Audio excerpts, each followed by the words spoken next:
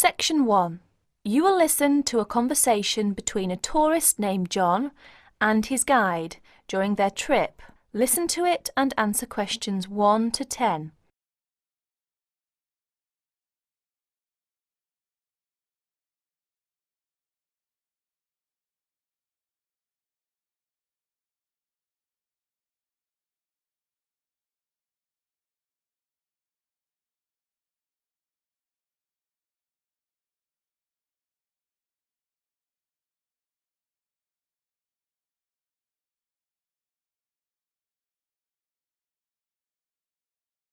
Now listen to the conversation and answer the questions.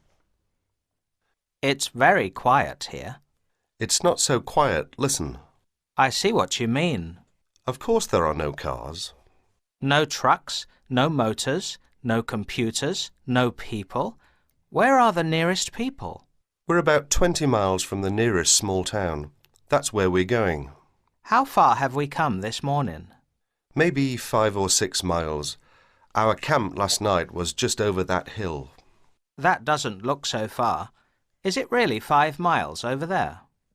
It isn't if you walk over the hill, but the river goes around the hill. How long have we been going? About an hour and a half, but we stopped several times while I took pictures. Does this river go beyond the town? Yes, the river runs into a lake. How far is the lake? About 20 miles. The town is on the lake. It's on the other side of the lake, but it's built on the lake. The river runs into the lake, then it runs out the other side of the lake. Do you live in the town? I live near the town. I live beyond the lake about 3 miles. Do you live in the forest? Yes, but I live beside the river too. My brothers and I have houses there. How many brothers do you have? I have 5 brothers and 3 sisters. That's a village. Almost. My sisters don't live there. They are married and live in the city. What work do your brothers do? We all do the same. We hunt and fish. We are guides most of the year. Who do you guide? You mean people who just want to see the wilderness? Many. When I was young, we had only hunters and fishermen. Now we have most people who just want to look. Where do you take them? We hike to the large lakes. We canoe in the rivers. Many people like to visit the waterfalls in the area. We have 6 large falls. Where are they? Not too far. One is near where we camped last night. It's the other way up the river. Can we see some of the falls? Tomorrow, there is one after the town, down the river about 10 miles. We'll see that one. It's on a stream that runs into the river beyond the town. It's very peaceful here. Do you ever get bored? No, I don't. Some people do. I get bored in cities. I used to work in the city. I didn't like it. I came back here. Was this your home? I mean, is this where you were born? No, I was born in the city. I went to school there. My father was like me. He didn't like the city. When my brothers all finished school, the family moved here, beside the lake. My father never went to the city again. What about your mother? Was she bored?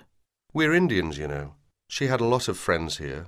There are a lot of Indians living around here. Across the ridge is an Indian town. My mother likes to go to the city to see her daughters, but she likes it here in the forest. How far is the Indian town? Walking over the ridge, maybe 10 or 12 miles, but we can drive from the lake. How long does it take to drive? Just a few minutes. It's a good road. Can we go there? Why? There's nothing there. I would like to talk to the people. That's what I do. I talk to people and write stories about them. We can go if you want. I would like to. Most people want to see mountains, rivers, trees, wild animals. I like those things too. There's a small river around the next bend. It comes from the mountain. How far is that? Only a mile or so. Are you hungry? We could have lunch there. We didn't bring any lunch. I thought we were going to have lunch in town. We could catch some fish and cook them. It's a good place to fish. That sounds wonderful. It's a beautiful spot. Look up there. Can you see that brown rock above the trees? Yes, it's so beautiful. Can you see a stream in the sun beside the rock? Yes, it looks very, very small from here. It's not very big. That's the beginning of the small river we are going to. It comes down the mountains into the river. It looks very far away. It is. Have you been up there? Of course. Look ahead. You can see the river now. What a beautiful place. Let's definitely stop here to fish for our lunch. Do you enjoy this? I love it. I thought you liked people. I do, but I like being outdoors. I like the mountain, the river, the forest. It's perfect. Do you like what you do? Yes, it's not really work. What do you mean? I do it without pay. It's what I do in my free time. I live outdoors. I fish, I hunt, I go down the river in my canoe. Thanks for a wonderful week. That is the end of section 1. You will have half a minute to check your answers.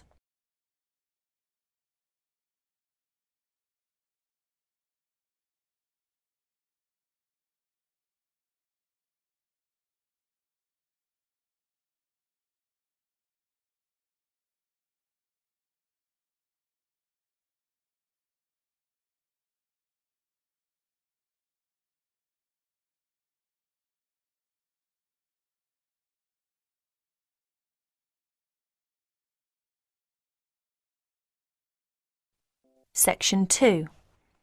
You are going to listen to a radio programme about buying a house. Listen to it and answer questions 11 to 20. Now you have a chance to read questions 11 to 20.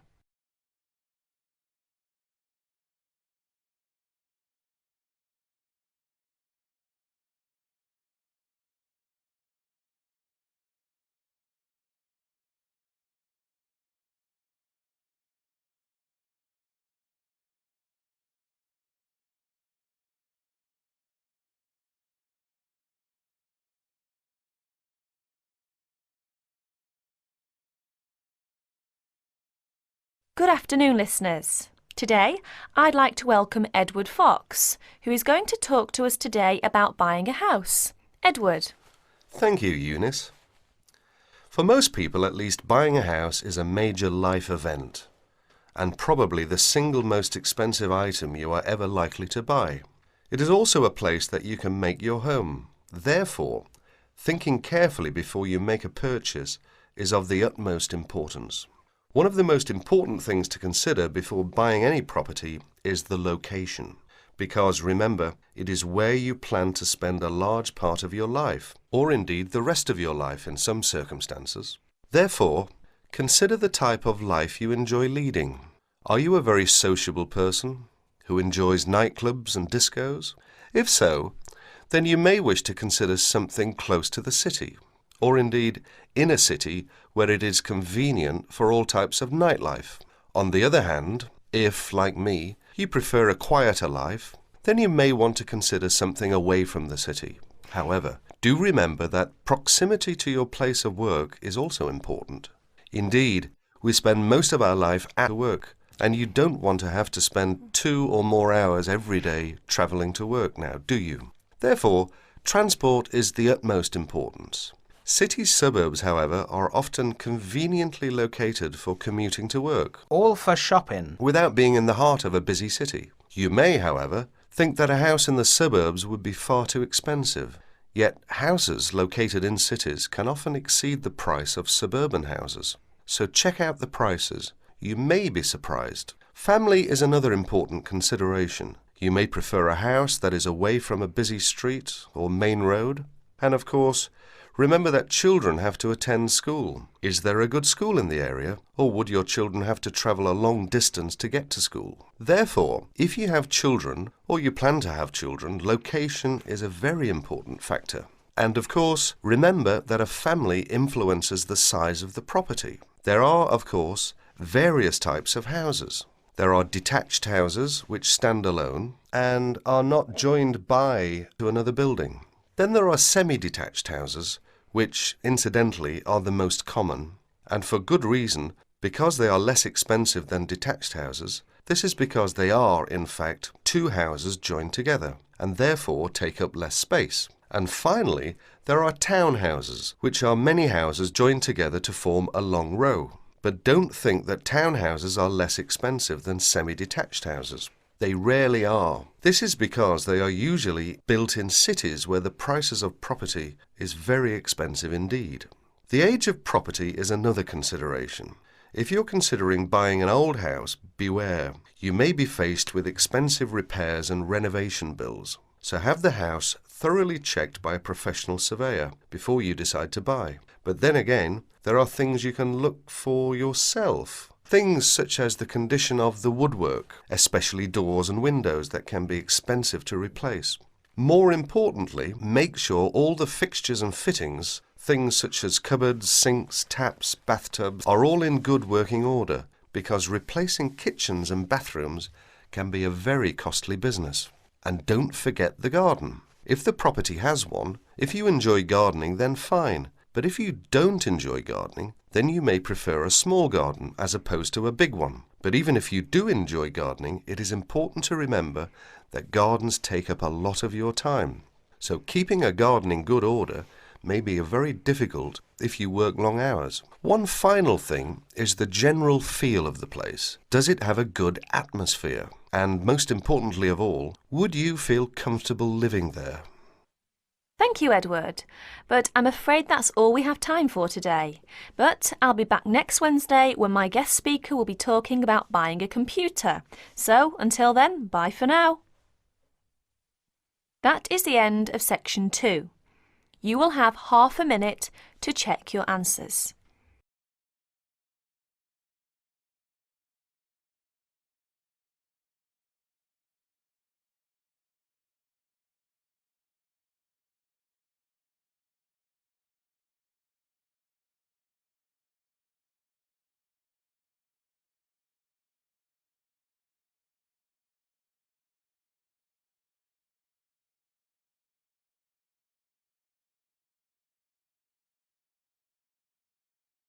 Section 3. You will hear a local radio program giving information about jobs that are available in the area. First read questions 21 to 30. Fill in the information required using no more than 3 words and tick the correct box.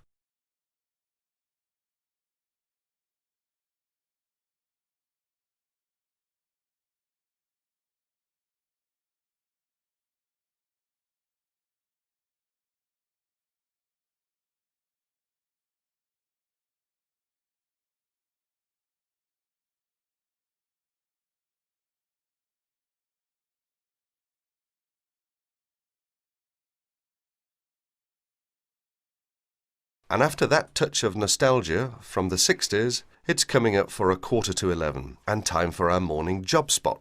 And I hope you've got your notebook out and your pencil sharpened because here's Mandy. Good morning, Mandy.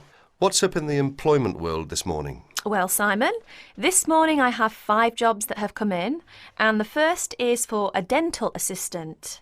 That's located in Tunbridge, and it's 2.5 days a week, Tuesdays, Thursdays and Saturday mornings. You've got to be at least 25, and the salary is £2,080 per annum, and you've got to be experienced. The second opening is for a florist, and this is according to experience as to wage, and the age is open. The job is in Tunbridge Wells, and the hours are from 9 to 6 Monday to Saturday. And because you're working Saturday, you get a day off in the week. Now, as that's a florist, you must be very experienced in all aspects of floristry and capable of working to a very high standard. Previous managerial experience is an advantage, as this job has actually got nice prospects, because there's a possibility of management for the right applicant.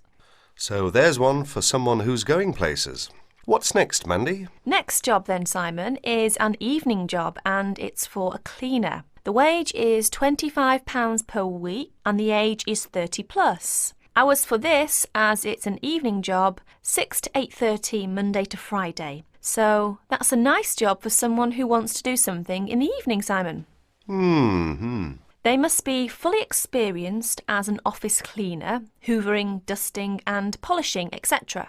And where's that one based? Oh yes, that one's in Tunbridge. The fourth job we've got lined up is for general catering assistant, based in Paddock Wood. The wage is £48.40 plus full board, so that's full board and it's £48.40. The age is 18 plus and there are alternate shifts on this job.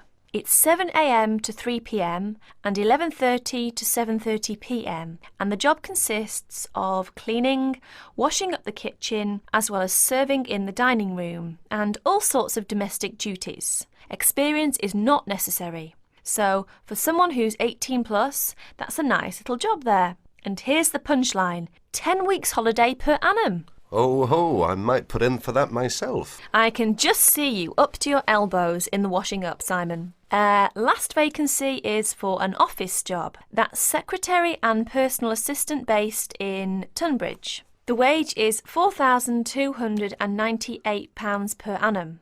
Now, there's a little bit of detail I must give here. It's part-time to start with, 3 days a week for 3 months. So for the part-time, it's 3/5 of £4,298. And then after 3 months, it goes to a full-time job, 9 to 5. That's for someone 21 plus. And the job consists of work as a secretary cum personal assistant to social workers. You need fairly good shorthand and good typing speeds required. And it's also related to clerical work, answering the phone and reception, etc. And because it's working for social workers, you need a responsible attitude and common sense. So, if you're interested in any of these jobs, get in touch with Tunbridge Job Centre on Tunbridge 55499 and ask for extension 30. And that's it, Simon. Thank you very much indeed, Mandy. By the way, that's your day's work done. You can just sit back now and do absolutely nothing. Wouldn't that be nice, Simon? Haha, if only I could. That is the end of section 3. You now have half a minute to check your answers.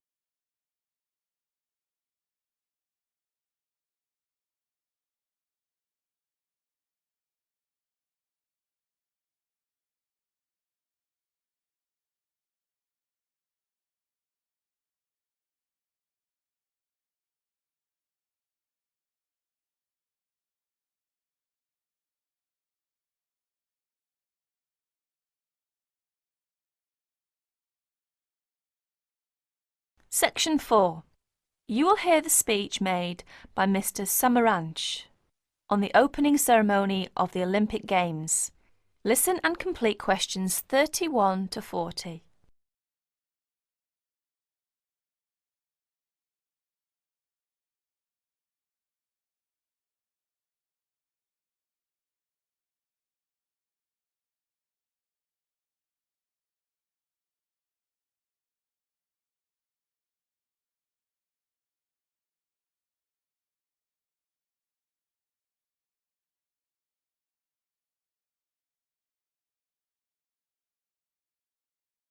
Here is the President of the International Committee, Mr. Samaranch's speech at the opening ceremony of the 26th Olympic Games. I'll read it for you.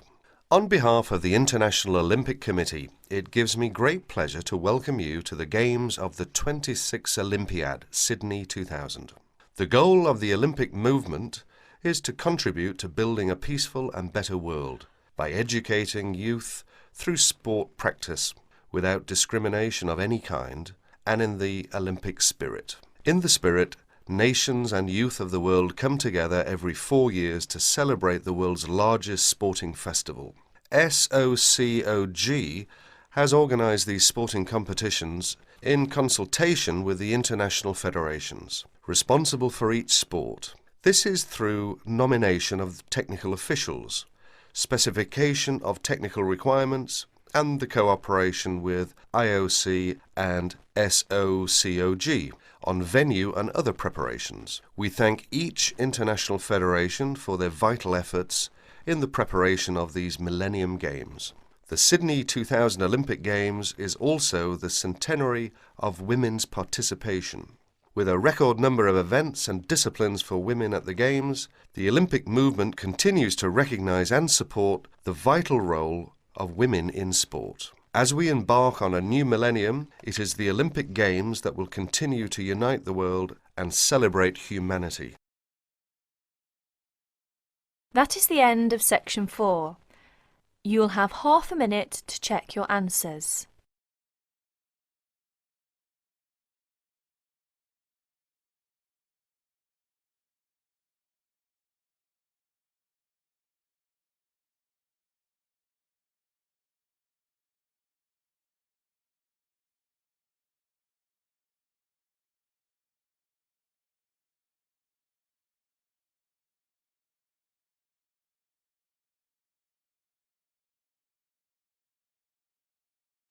That is the end of practice test 2.